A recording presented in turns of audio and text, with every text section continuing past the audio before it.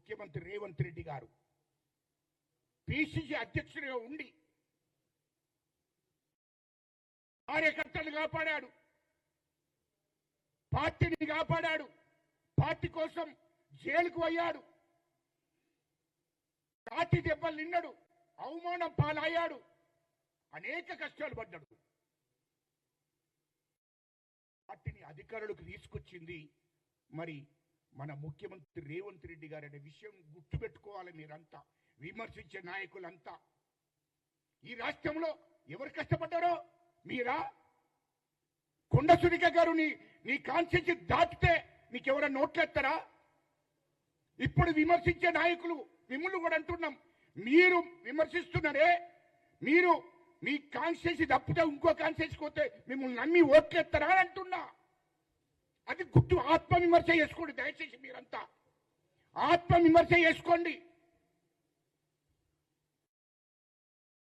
తొమ్మొక్కడిది షోకొక్కడిది అన్నట్టు 24 గంటలు పార్టీ కోసం కష్టపడ్డాడే, ఆ కష్టపడ్డ నాయకుడిని విమర్శిస్తున్నాడే,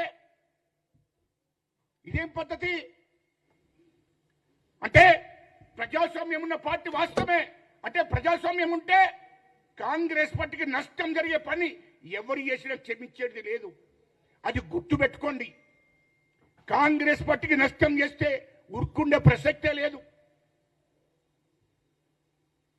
ఈ పార్టీ కాంగ్రెస్ పార్టీ అనేది ప్రాణ త్యాగాలు చేసి ఈ పార్టీని ఇక్కడ దాకా 140 సంవత్సరాలు పార్టీ 140 సంవత్సరాలు బతుకున్నదంటే దాని వెనుక చాలా కష్టాలు ఉన్నాయి.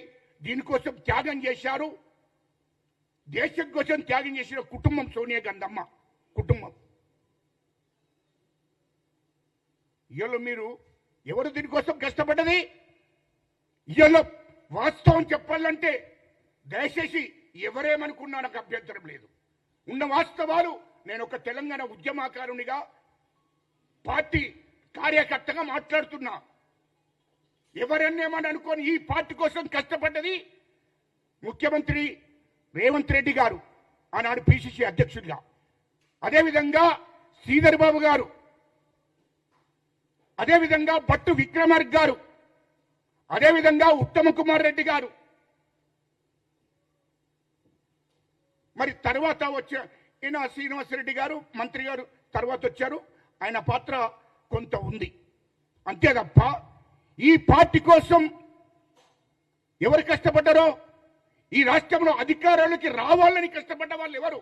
ఏళ్ల మీద లెక్క పెట్టొచ్చు, ఏళ్ల మీద లెక్క పెట్టొచ్చు. ఐక్యమెంట్కు లాయలుగా ఉన్నటువంటి మా శ్రీధర్ బాబు గారు, ఉత్తమ్ కుమార్ రెడ్డి గారు, భట్టి విక్రమార్క గారు, మల్లు రవి గారు,